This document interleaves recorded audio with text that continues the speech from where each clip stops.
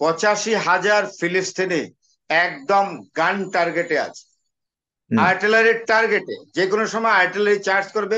85,000 লোক আমার মনে হয় 15 থেকে 20 মিনিটের মধ্যে মিসমার মানে হয়ে যাবে।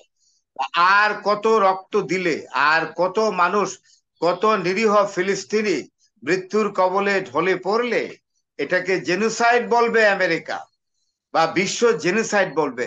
এবং তিনি অসহায়ের মতো বসে আছেন, যা জাতিসংঘের সেক্রেটারি জেনারেল, তার পদত্যাগ করা উচিত। এরকম পাপেট বসে আছেন কেন, যার 2 টাকার কোনো ক্ষমতা নেই, 2 পয়সার কোনো মূল্য নাই? উনি কেন বসে আছেন? বেতন খাওয়ার জন্য? হ্যাঁ, কারণ কি ওনার? আমি প্রথমেই একজন অধ্যাপকের উক্তি দিয়ে শুরু করি। গতকাল আমি ওনার ইন্টারভিউটা দেখেছি। ওনার নাম হলো প্রফেসর বুটায়েলি। উনি হলেন north south university of Oslo, নরওয়ের ইউনিভার্সিটির আপনার ইন্টারন্যাশনাল রিলেশনস এর অধ্যাপক।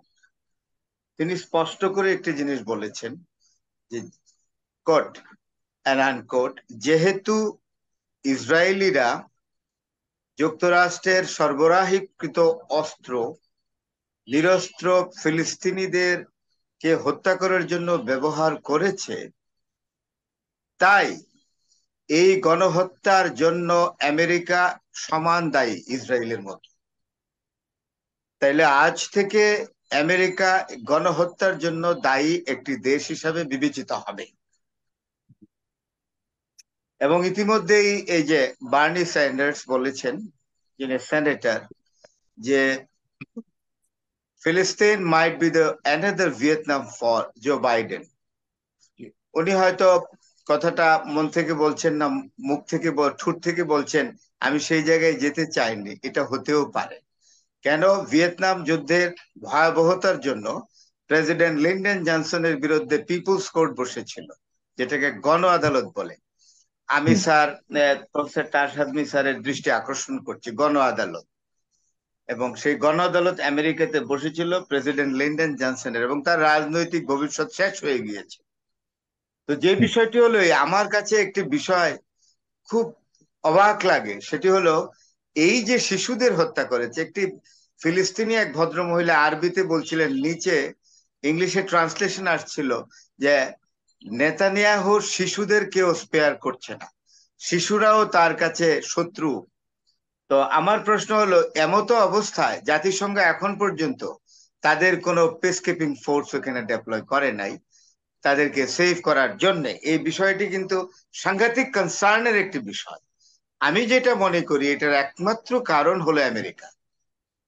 হুম। কারণ জাতিসংঘ নামক সর্ববৃহৎ আন্তর্জাতিক সংস্থাটি আমেরিকার আঙ্গুল হেলানিতে উঠে বসে। সুতরাং এই যে জাতিসংঘের যে সেক্রেটারি জেনারেল অ্যান্থনি গুয়েতেরেসের ক্ষমতাই নাই আমেরিকার জো বাইডেনকে, আমেরিকার প্রেসিডেন্ট জো বাইডেনের বা অনুমতি না নিয়ে এই ফিলিস্তিনিদের রক্ষা করার জন্য পিসকিপিং ফোর্স সেখানে ডিপ্লয় করে। অত্যন্ত ভয়াবহ। আরেকটি হলো এই, যে পৃথিবীর সবচেয়ে বড় ধৃষ্টতা, দুটো ধৃষ্টতা আমি দেখেছি। একটি হলো জুলফিকার আলী ভুট্টো 1971 সালের 15ই ডিসেম্বর জাতিসংঘে তিনি ইউএন রেজলিউশন ছেড়ে ফেলে দিয়ে খুব বাহাদুরি দেখিয়েছিলেন। তার একটি টার্গেট ছিল, ইয়াহিয়া খান তার সাথে কথা বলতে চেয়েছিলেন, কিন্তু হুম। উনি অজুহাত দিলেন যে আমি আপনার কল পাইনি, এনে টেলিফোনে গোলমাল ছিল। আসলে তা নয়, ইয়াহিয়া খান তাকে যে পরামর্শটা বা ইনস্ট্রাকশনটা দিত সেটা তিনি মানবেন না। তার ইচ্ছা হলো একটা অডাসিটি, প্যানোরামা অফ অডাসিটি এখানে তৈরি করবে, হুম। বেয়াদবির একটা মহড়া দিবে, এবং তাই ভুট্টো করেছিলেন। এবং করে যে আখেরে ফল ভালো হয়নি, এটা আপনারা সবাই জানেন। এখন হুম। জাতিসংঘের যে ইসরায়েলে ইসরায়েলি জাতিসংঘের যে রাষ্ট্রদূত রাষ্ট্রদূত কাজটি একই করলেন, কাজ। এর চেয়েও, হ্যাঁ, মেশিন দিয়ে ছিঁড়েছে। ভুট্টো তো হাতে ছিঁড়েছেন, হাতে। হ্যাঁ, হুম। যে বলেছে it is a puppet house, why should I wait here, I should go and fight.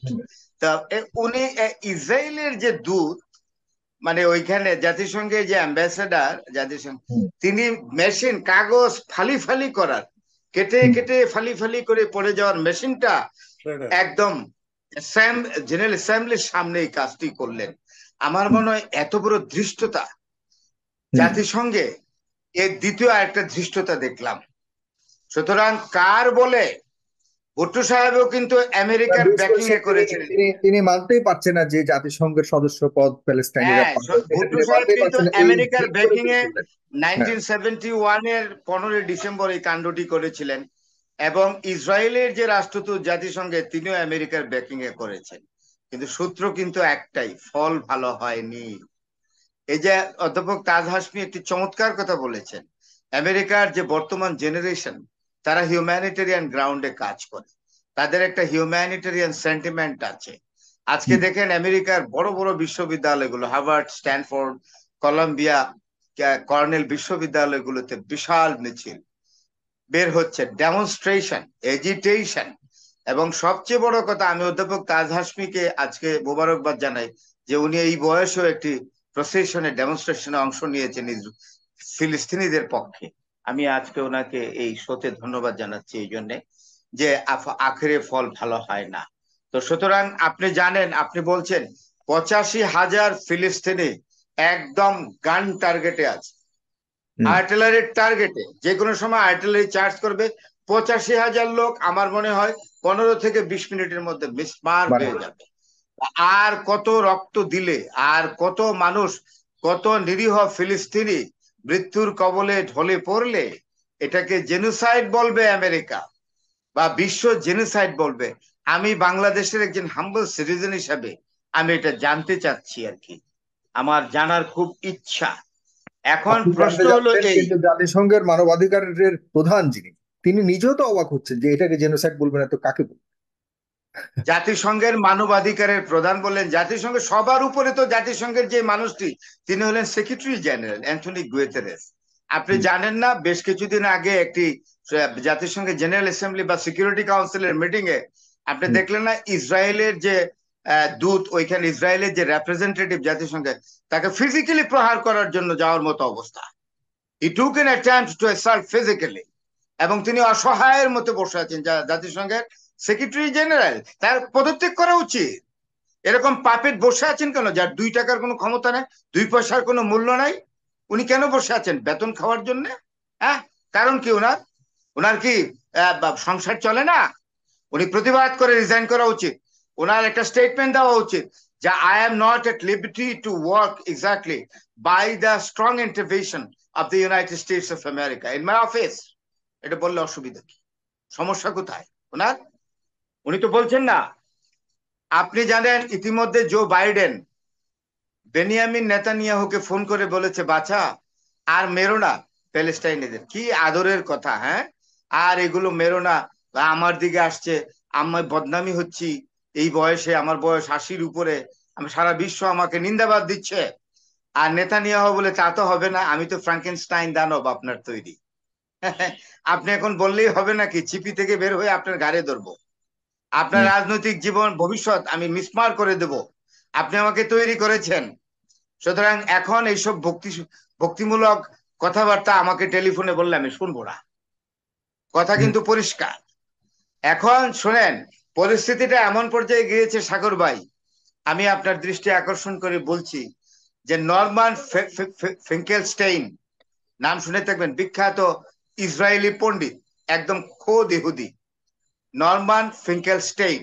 সেই লোক যেইভাবে নেতানিয়াহুকে লান্নত দিয়েছে, তার লজ্জা হওয়া উচিত, তার স্বগোত্রীয় মানুষ। হুম। এবং আপনি তো জানেন লেভিয়ন গিড্ডি, গিড্ডি লেভিয়ন, তিনি একজন জার্নালিস্ট, হুম। ইহুদি, খোদ ইহুদি, জেরুজালেমে বসবাস, ফিলিস্তিন, সরি, ইয়াতে আপনার ইসরায়েলে বসবাস করে গিডিয়ন লেভি। তিনি বলেছেন যেই দিন গাজা সম্পূর্ণ দখল করে নিবে ইসরায়েলিরা, that will be the pickable crime in the world, in the history of occupation. তারা কিন্তু ইসরায়েলি, আমি কিন্তু ইসরায়েলি লোকজনের কথা বলছি, যারা রাইট। ইসরায়েল। হ্যাঁ, আপনি তো জানেন অনেক ইসরায়েলি চলে যাচ্ছে, এই খবরটা বোধহয় তাজ হাসমি স্যার ভালো করে জানবেন। অনেক ইসরায়েলি ইসরায়েল ছেড়ে চলে যাচ্ছে, তাদের মধ্যে এক ধরনের বোধ তৈরি হয়েছে যে এটা কি, আমরা তো জোর করে দেশ দখল করছি, দখল করে ফেলেছি, তারপরে এদেরকে হত্যা করা, এরা তো মানুষ, আদম সন্তান, তাই আমরা এই দেশে থাকবো না, এটা পাপে পরিপূর্ণ হয়ে গেছে, এটা মানব হত্যার দেশ। স্টুডেন্টদের অনেক ডেমনস্ট্রেশন। ইসরায়েলি চলে যাচ্ছে, they are taking an available flight in Tel Aviv airport, going to Tel Aviv airport. এটা হচ্ছে তো, অ্যাভেলেবল ফ্লাইট ধরে চলে যাচ্ছে। আর মানুষ তো, তাই না, তাহলে মানুষের তো আপনার বিবেক কাছে কাজ আমি করে। এ পর্যায়ে শেষ মন্তব্য জানতে চাই, আপনি কি মনে করছেন খুব আহ, অতি নিকট ভবিষ্যতে কি আমরা কোনো ধরনের সমাধান প্যালেস্টাইনিদের পক্ষে কিছু দেখতে পাচ্ছি, নাকি প্যালেস্টাইনের এই রাফারতেও আমরা লক্ষ লক্ষ মানুষের মৃতদেহ বা মৃত্যুর খবরই দেখতে পাবো? কি মনে হচ্ছে আপনার কাছে? এই খুবই ছোট করে শেষ করবেন। এখন বাংলাদেশে বাজে রাত প্রায় 9:30। হুম। একটু 2-3 মিনিট বাকি আছে। এখন যদি আমেরিকা কনসার্ন ফিল করে, জেনুইন কনসার্ন, যে এই সমস্যার সমাধান করে দেব, আপনার কালকার দিনটা শুধু সময় লাগবে, এবং day after tomorrow you will get a very fine signal যে যুদ্ধ শেষ, শান্তি প্রতিষ্ঠিত হচ্ছে এবং একটা সলিউশনে যাওয়া হচ্ছে। এখন বলেন যে ইসরায়েলিরা এই টার্গেট নিচ্ছে কেন? এলিমিনেট করা, সম্পূর্ণ ফিলিস্তিনিদের অ্যাবসলিউটলি এলিমিনেট করার একমাত্র উদ্দেশ্যটা কিন্তু খুবই পরিষ্কার। তাদের যে আগের যে তাদের যে জায়নিজমের যে সেন্টিমেন্ট, সেটা হলো এই, কোনো ফিলিস্তিনি থাকতে পারবে না, টোটাল ফিলিস্তিন ভূখণ্ডটা হবে ইসরায়েলি একটি রাষ্ট্র, এখানে অন্য কোন গোত্র ধর্মের লোক এখানে থাকতে পারবে না। It is the target. আপনি দেখলেন না ফিলিস্তিনের যে আজ ইসরায়েলের যে রিপ্রেজেন্টেটিভ ইউএনএ তে বলছে নো টু স্টেট সলিউশন, এবং Netanyahu is totally an opposing figure exactly to the two state solution program. তো এটা তো বোঝাই যায়। সুতরাং এটা সমস্যার সমাধান হবে না। আমেরিকাও চায় না টু স্টেট সলিউশন।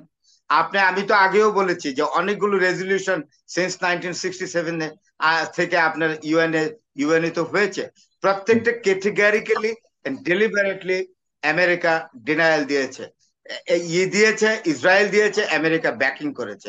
তাহলে আমেরিকা চায় না স্পষ্ট, আমেরিকা তো তৈরি করেছে। আপনি বলেন ম্যান্ডেটরি স্টেট ঘোষণার ক্ষমতা বা লিগ্যাল ফুটিং কি ব্রিটেন এবং ফ্রান্সের ছিল?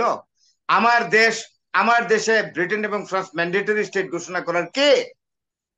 আপনি জানেন স্যার উইনস্টন চার্চিল, আপনি বেলফোর্ড ডিক্লারেশনের কথা বলেন 1917 সালে বেলফোর্ড ডিক্লারেশন তো একটা প্রস্তাবনা ছিল, একটা চিঠি, এটা ওয়াইজম্যান করেছিলেন। এটা তার সাথে মিসারও জানেন, আমরাও জানি, পড়ালেখা এটার উপরে করেছে তো। কিন্তু এটার বাস্তবে টেরিটোরিয়াল ইমপ্লিমেন্টেশন কে করেছে? রাষ্ট্রটা চার্চিল।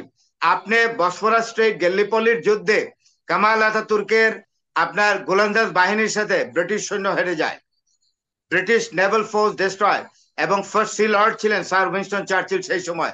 ফার্স্ট সি লর্ড বলে commander in chief of Naval force, মানে যিনি নেভাল ফোর্সের প্রধান, উনি এন্টায়ার ফোর্সের কমান্ডার ইন চিফ, কারণ ব্রিটিশ নেভি পাওয়ারফুল। আমেরিকাতেও তাই দেখবেন, নেভির যে হেড সেই সব কমান্ড করে, তারা যে ল্যান্ড ফোর্সের উপর এত গুরুত্ব দেয় না। উইনস্টন চার্চিল এই যুদ্ধে হেরে যাওয়ার পরে তাকে একটা চাকরি দিল, কি, কলোনিয়াল সেক্রেটারি হিসেবে প্যালেস্টাইনে। তিনি এসেই কি করলেন? কনভেনশন করলেন। কার?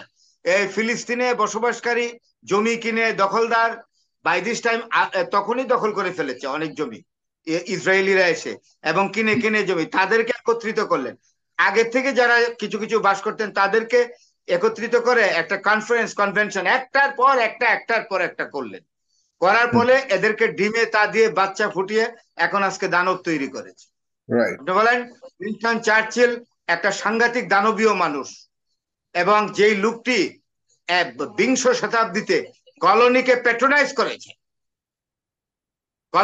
প্যাট্রোনাইজ করেছে এবং অত্যন্ত ঘৃণিত মন্তব্য করেছেন মহাত্মা গান্ধী সম্পর্কে, আরো অনেক পলিটিক্যাল লিডার সম্পর্কে।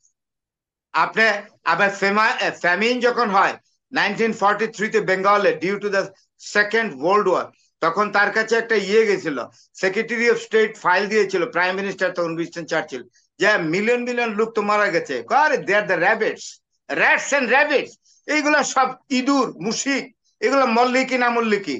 তারপরে বলে যে এটা তো মানবিক ব্যাপার, বলে যে আরে হ্যাজেন্ট গান্ধী ইয়েট ডাইড, এখনো কি গান্ধী ওই যে নেকেড ফকিরটা এখনো মারা যায়নি? That was the comment of Winston Churchill. সেই লোকটাই ফিজিক্যালি ডিজাইন করেছে প্যালেস্টাইন রাষ্ট্রের, ইহুদিরা দেরকে সমস্ত কিছু কনসলিডেটেড করছে, ইউনাইটেড করেছে। ধন্যবাদ।